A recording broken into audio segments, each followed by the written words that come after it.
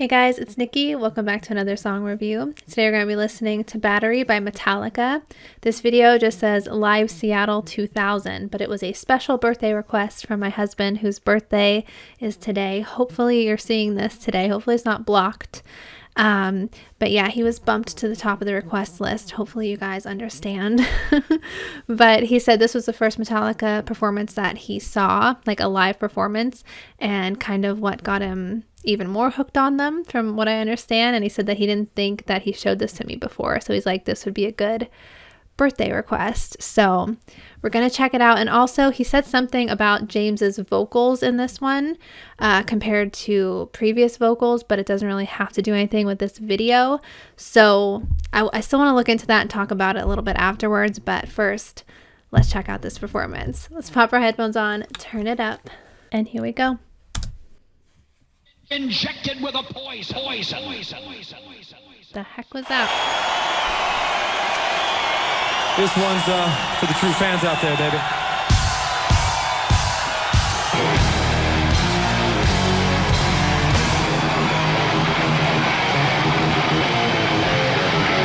You know Lars is excited when he stands up.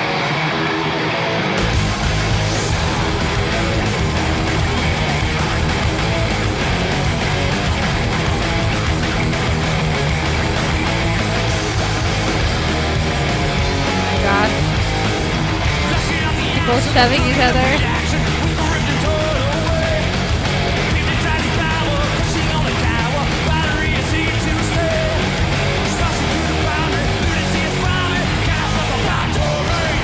That a little gesture he did with his arm? I don't think I noticed that before, so.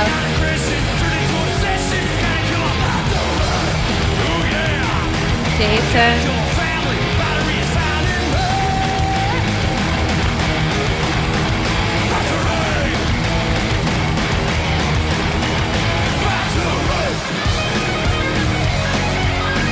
Such an intense song.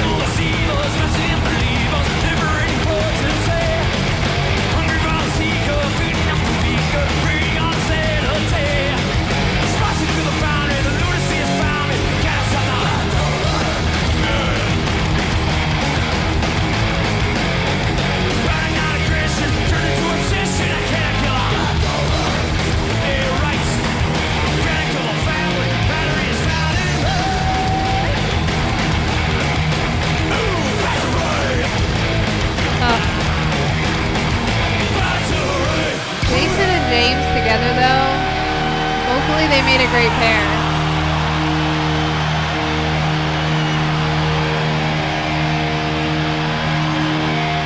Are you alive?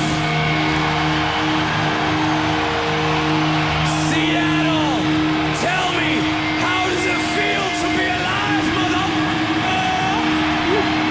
Censored.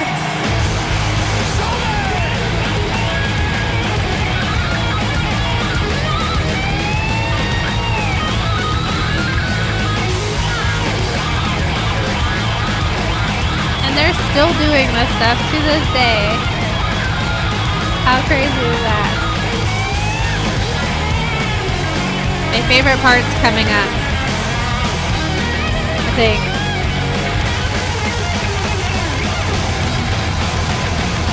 Yeah, this.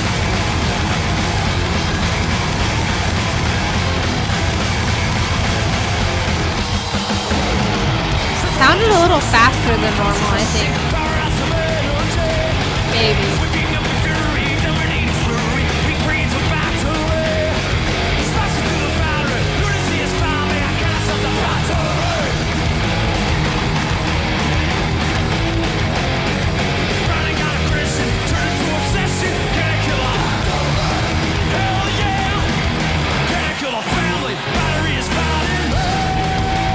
I love those like hard hits, the hard beats, whatever you call that. And the ending.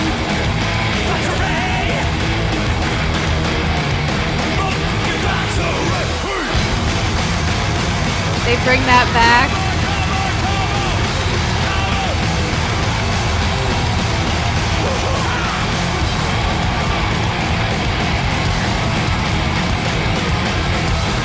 Holy cow.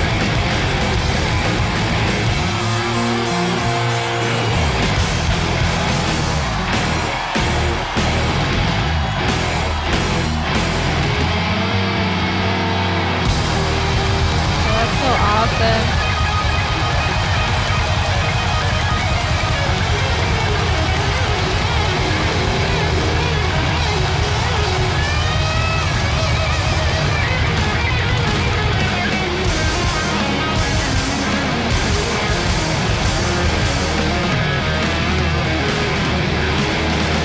It's like a workout for Lars.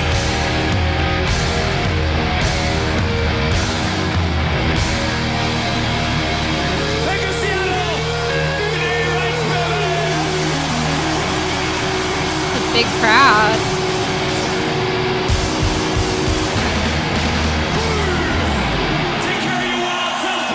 Oh my gosh. That's so cool. But no, that's probably a big workout for Lars. I mean, his arms, his legs, like the pedals, everything. And so consistently, and that's only one song. You know, like they're doing that all night and for years, for decades. That was a lot. But yeah, my husband said, like, you know, after seeing this for the first time, it's like that's kind of really what got him even more into Metallica than he already was.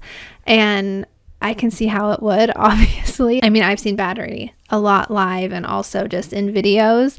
And even if you're not a Metallica fan, I feel like you have to just acknowledge just the energy and the heaviness of this song, of the band, and just kind of appreciate it for that, even if you're not like really a fan of the music. It's just so fun to watch.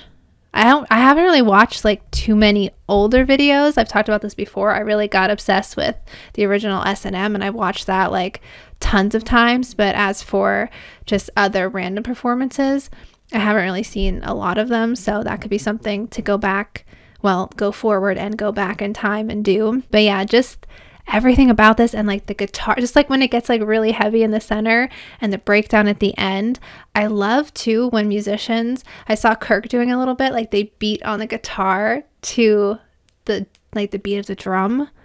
I don't know why, I just really think that looks cool and I love that. But I'm gonna scooch over, I'm gonna talk about the vocal thing a little bit so you guys understand what I'm talking about with that. Going into this video, my husband said that this was the first time that he saw Metallica perform something live, and James's voice was very different than what he had heard on albums. And I was looking into a little bit of it. I know something had happened with James's voice, but I wasn't sure what or when.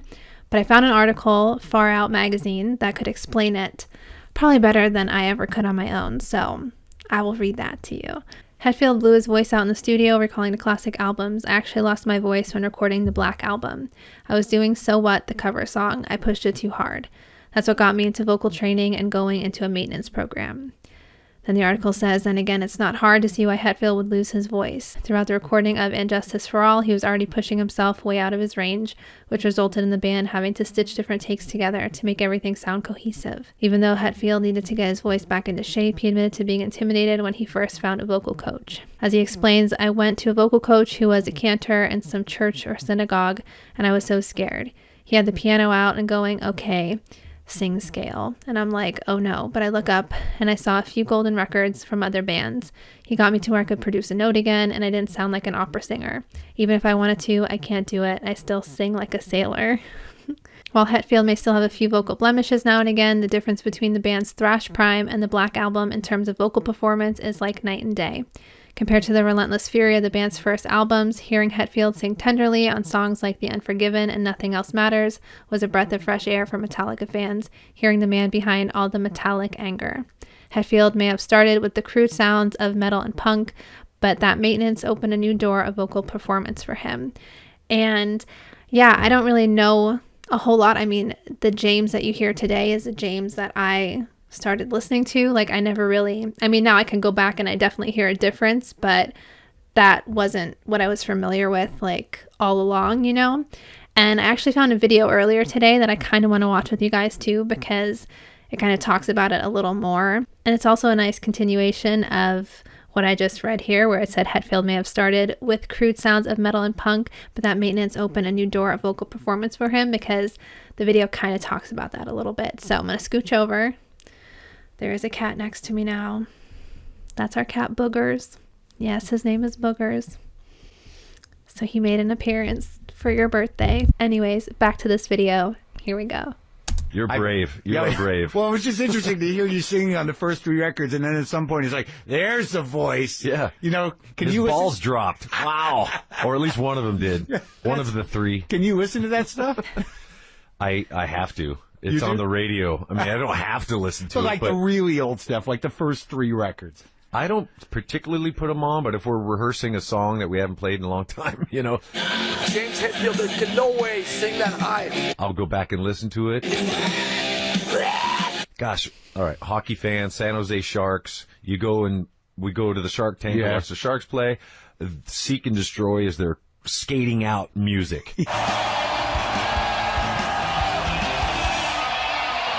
And I can't believe, it's like, are you kidding me? This is horrible. This sounds terrible. Get a remixed version. Come on. You should just give it to him. Show up and give it to him. Scanning the scene in the city tonight. It's so much more high pitched. Little kid, man. I still can't believe that they picked Seek and Destroy. I understand why it's been chosen. It sets a tone. It's we're gonna show up and we're gonna kick some ass. But when I hear my voice, like, oh my God. I was like 19 years old, and I think I've matured a little bit since then, maybe a little bit. When did you start Singing? Well, no. Finally. No. Like, that's the only James I really I kind of hear it. It's like the fourth started album, right? listening to, you know. Kinda, yeah. Blackened is the end. Winter it will send. Where do you consider it happening? I think the Black Album. Won't see what might have been. I don't know. It's all singing. It's all me, and it's Just exactly That's the thing. where I was. You Yeah. know, and that's as good as I could do back then, and this is as good as I can do now, and who knows? Well, I think that's what makes it such a unique voice, is that you're just, you're not trying to be anything else. You're just figuring it out, right? Exactly. That's kind of what I do everywhere. Even right now, I'm thinking out loud, and sometimes it works. Keep sometimes going. it doesn't. Keep going. I thought the 3-ball thing was very good. It was a nice riff. It was good. So yeah, the video is a little weird, but just James talking about like how even though he sounds different kind of at every stage, it was still him, when he was younger, before the vocal mishap, after it. Like, it's all him, and it's all just different stages. So yeah, it's just interesting that there is that big of a change that, if you're a newer fan, you might not even know about. So you guys let me know if you're a Metallica fan. When did you join in, and what did James sound like when you first heard him? Is it the James that you hear now, or was it a younger James with a more high-pitched and, I don't know, I want to say like a little more like growly at times from what I've heard. I'm not really, he doesn't really growl that much, but maybe a tiny bit more. But I will end this one here. I hope you guys enjoyed this one. Greg, I hope you enjoyed it too. It's been a little bit chaotic behind the scenes, which I'm sure you know about because you're next door while I'm recording this, and Boogers is getting into everything, but I don't mind as much because it was a special request birthday video, and for anybody else that watches, it's just a little more entertaining. But I need to end it before the cat knocks my lights over. So as always, thank you guys for watching, and I will see you in the next one. Bye.